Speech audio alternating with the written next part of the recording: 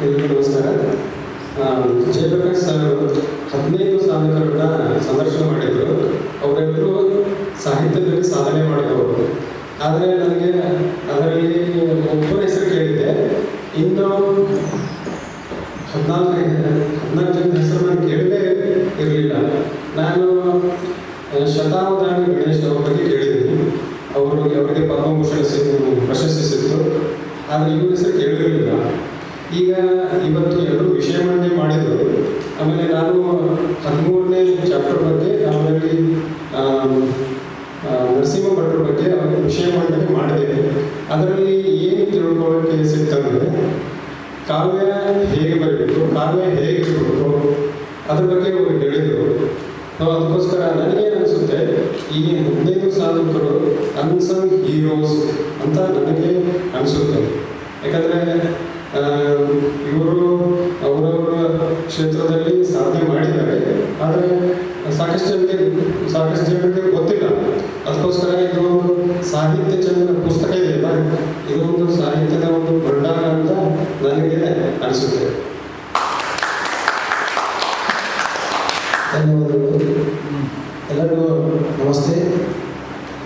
ಸಾಹಿತ್ಯ ಚಂದನ ಅನ್ನುವ ಒಂದೇನು ಪುಸ್ತಕವನ್ನು ಜಯಪ್ರಕಾಶ್ ನಾಗ್ತಿಹಳ್ಳಿ ಸರ್ ಅವರು ಪ್ರಿಂಟ್ ಮಾಡಿಸಿರಲ್ಲ, ಇದರಲ್ಲಿ 15 ಸಾಹಿತಿಗಳ ಸಂದರ್ಶನವನ್ನು ಮಾಡಿ ಇನ್ನೊಂದು ಬುಕ್ ತಯಾರು ಮಾಡೋದು ಅಷ್ಟು ಸರಳ ವಿಷಯವೂ ಅಲ್ಲ, ಅಷ್ಟು ಸರಳ ಕೆಲಸವೂ ಅಲ್ಲ.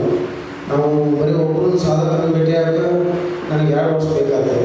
ಹಂಗೆ 15 ಮಂದಿ ಸಾಧಕರು ಸಮಾಜದ ಸ್ವಾಸ್ಥ್ಯವನ್ನು ಕಾಪಾಡುವ ನಿಟ್ಟಿನೊಳಗೆ ಸಾಹಿತಿಗಳ ಏನು ಒಂದು ಸಾಹಿತಿಗಳದ್ದು ಒಂದು ಏನು ಪಾತ್ರ ಭಾಳ ಪ್ರಮುಖವಾದದ್ದು ಅಂತ ಹೇಳಕ್ಕೆ ಇಷ್ಟಪಡ್ತೀನಿ ನಾನು.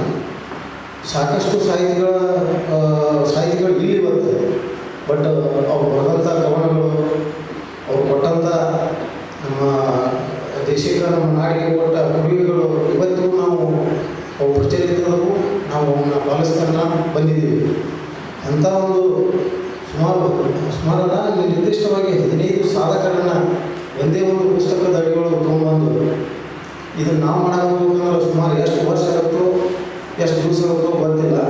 ಇದನ್ನು ಭಾಳ ಒಂದು ತಿಂಗಳೊಳಗೆ ಅಷ್ಟು 15 ಮಂದಿ ಸಾಧಕರ ವಿಷಯವನ್ನು ಒಂದು 8ರಿಂದ 10 ದಿನದೊಳಗೆ ಅಥವಾ 15ರಿಂದ 20 ದಿನದೊಳಗೆ ಒಂದೇ ಒಂದು ಬುಕ್ ನಡಿಯೊಳಗೆ ಇಷ್ಟು ವ್ಯವಸ್ಥಿತವಾಗಿ ಪ್ರಿಂಟ್ ಮಾಡಿದ್ದಕ್ಕೆ, ಇಂಥ ಒಂದು ಪುಸ್ತಕವನ್ನು ಹೊರಗೆ ತಂದಿದ್ದಕ್ಕೆ ನಾನು ಮತ್ತೊಮ್ಮೆ ಜಯಪ್ರಕಾಶ್ ನಾಗ್ತಿಹಳ್ಳಿ ಸರ್ ಅವರಿಗೆ ಧನ್ಯವಾದಗಳನ್ನು ತಿಳಿಸ್ತೀನಿ.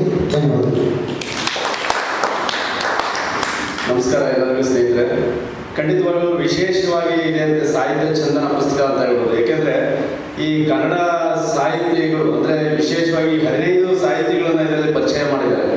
ಅವರ ವ್ಯಕ್ತಿತ್ವ ಹೇಗೆ ಅವರು ಸಾಹಿತಿಗಳಾದರು, ಅದನ್ನ ಹಾಸ್ಯ ಸಾಹಿತಿಗಳಿರ್ಬೋದು. ಹಾಗೆಯೇ ನಮ್ಮ ಇದರಲ್ಲಿ ಮೇಜರ್ ಆಗಿ ನಾವು ನೋಡಿದ ಪ್ರಕಾರ ಇವರು 15ರಲ್ಲಿ 10ಕ್ಕೂ ಹೆಚ್ಚು ಜನ ಕರಾವಳಿ ಇರುವುದು ಮಲೆನಾಡಿನ ಪ್ರದೇಶದ ಸಾಹಿತಿಗಳಿದೆ ಇದ್ದಾರೆ ಅಂತಲೇ ಹೇಳ್ಬೋದು. ಯಾಕಂದರೆ ಅವರ ಪ್ರವೃತ್ತಿ, ಆ ಮಲೆನಾಡಿನ ಪ್ರವೃತ್ತಿನ ವಿಶೇಷವಾಗಿ ಅಲ್ಲಿ ನೋಡಿಕೊಂಡು, ಹಾಗೆ ತುಂಬ ಜನ ಇವರು ಎಲ್ಲರೂ ಒಂದು ರೀತಿ ಅಧ್ಯಾಪಕರಾಗಿ ಅವರು ಒಂದು ವ್ಯಕ್ತಿತ್ವ. ಅವರು ಭುವನೇಶ್ವರಿ ಹೆಗಡೆ ಅವರು ಆಕ್ಚುಲಿ ಹೇಳ್ಬೇಕಂದ್ರೆ ಅರ್ಥಶಾಸ್ತ್ರ ಓದಿದ್ದಾರೆ. ಅವರು ಸ್ನಾತಕೋತ್ತರ ಪದವಿ ಮಾಡಿದ್ದಾರೆ. ಆದರೂ ಕರ್ನಾಟಕ ಮುಕ್ತ ವಿಶ್ವವಿದ್ಯಾಲಯದಲ್ಲಿ ಅವರು ವಿಶೇಷವಾಗಿ ಅವರು ಮನಃಶಾಸ್ತ್ರ ಒಂದು ಓದಿ ಅವರು ಹಾಸ್ಯ ಸಾಹಿತಿನ ಹಾಸ್ಯ ಪುಸ್ತಕವನ್ನು ಬರಹಗಾರರಾಗಿ, ಲೇಖಕರಾಗಿ, ಅಂದರೆ ಅವರು ಎಷ್ಟು ಪ್ರವೃತ್ತಿ ಪಡ್ಕೊಂಡಿದ್ದಾರೆ ಅನ್ನೋದಕ್ಕೆ ವಿಶೇಷವಾಗಿದೆ. ನಿಜವಾಗ್ಲೂ ಹೇಳಬೇಕು ಅಂದರೆ ನಮ್ಮ ಈ ಸಾಹಿತಿಗಳ ಪುಸ್ತಕಗಳನ್ನು ಸಾಹಿತ್ಯ ಚಂದನ ಮುಖಾಂತರ ಅವರ ಒಂದು ಸಂದರ್ಶನದಲ್ಲಿ TV ವಾಹಿನಿಗಳಿರ್ಬೋದು, ಅಲ್ಲಿ ವೈಯಕ್ತಿಕವಾಗಿರ್ಬೋದು, ಅಷ್ಟು ಸಾಧಕರನ್ನು ನಮಗೆಲ್ಲ ವ್ಯಕ್ತಿ ರೂಪದಲ್ಲಿ ಅವರ ವ್ಯಕ್ತಿತ್ವವನ್ನು ಪರಿಚಯ ಮಾಡಿಕೊಂಡಿದ್ದಾರೆ. ಆ ಸಾಹಿತಿಗಳನ್ನ ನಾವು ಅಟ್ಲೀಸ್ಟ್ 1% ನಾವು ಅವರ ಕಡೆಗೆ ಅವರ ಗುಣಗಳನ್ನು ನಾವು ಅನುಸರಿಸಿದರೆ ನಾವು ಒಬ್ಬರು ನಮ್ಮ ಯುವ ಜನಾಂಗಕ್ಕೆ ಆಗ್ಬೋದು, ಸಾಹಿತಿಗಳಿಗೆ ಎಷ್ಟು ಪ್ರೇರಣೆ ಆಗ್ತದೆ ಅಂತ ಹೇಳಲಿಕ್ಕೆ ಬಯಸ್ತೇನೆ. ವಿಶೇಷವಾಗಿ ನಮ್ಮ ಜಯಪ್ರಕಾಶ್ ನಾಗ್ತಿಹಳ್ಳಿ ಅವರಿಗೆ ಈ ರೀತಿಯಾದ ಪುಸ್ತಕವನ್ನು 17ಕ್ಕೂ ಹೆಚ್ಚು ಪುಸ್ತಕಗಳನ್ನು ಬರೆದು, ಅದು ವಿಶೇಷವಾಗಿ ಒಂದು ಸಾಧಕರನ್ನ, ಅದು ಸಾಹಿತಿಗಳಿಗೆ ಸಪರೇಟ್ ಆಗಿ ಅವ್ರನ್ನ ಗುರುತಿಸಿದ್ದಾರೆ ಅಂತ ಅದಕ್ಕೆ ತುಂಬ ಅದ್ಭುತನೇ ಅಂತ ಹೇಳ್ಬೋದು. ಇಷ್ಟು ಹೇಳಿಕೆ ಮಾತಾಡಲಿಕ್ಕೆ ಅವಕಾಶ ಪಡೆದಿದ್ದು ಧನ್ಯವಾದ.